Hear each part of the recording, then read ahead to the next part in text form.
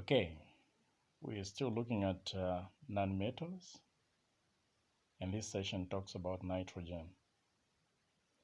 So the formula of nitrogen, as you can see, N2, and it exists as a diatomic molecule.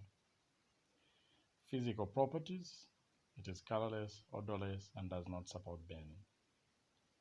The chemical properties of nitrogen: it is very unreactive,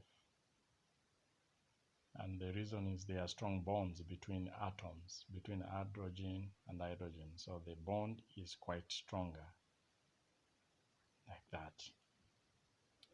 Then when it is forced under certain conditions, then it reacts with hydrogen and produce ammonia. It has a valence of 3. So now, how do you prepare nitrogen in the lab? So we are going to use 2 methods that we'll discuss in this discussion.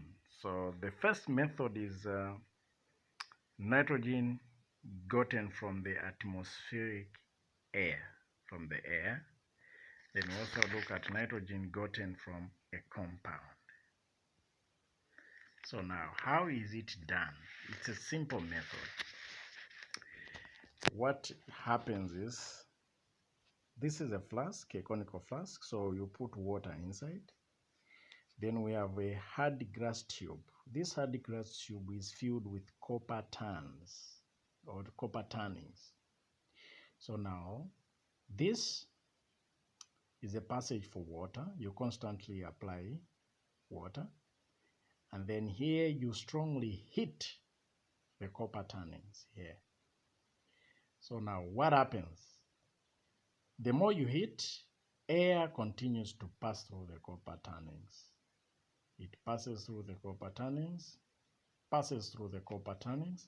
So what you are going to do is you are going to remove this test tube that is put under this delivery tube, and then you are going to put a lighting splint and try to test if it will continue burning.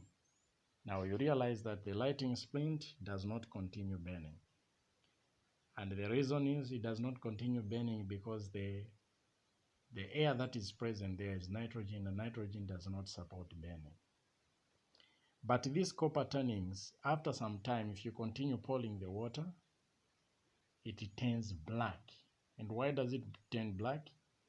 It's because the copper tannins react with oxygen, so they form a copper oxide, and that makes it turn black. So this is how you do by using this method. Then what about using a compound?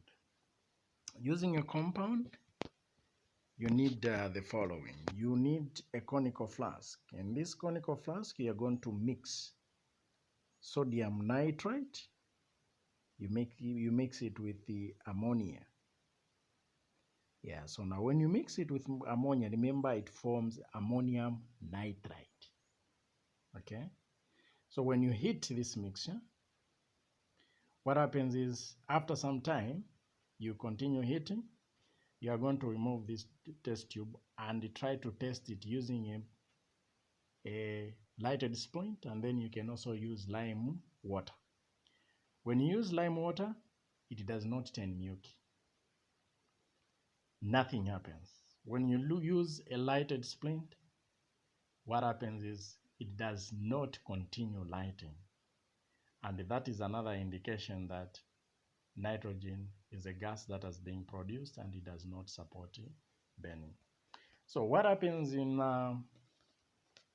inside there is that when sodium nitrite reacts with ammonium compound there, ammonium nitrate, it forms ammonium nitrite.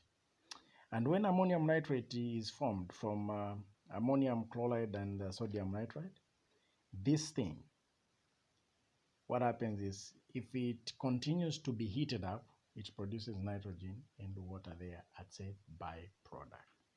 So this is what happens. Next time, we'll look at ammonia. But before we look at ammonia, we want to look at the uses of nitrogen. So nitrogen can be used to make ammonia.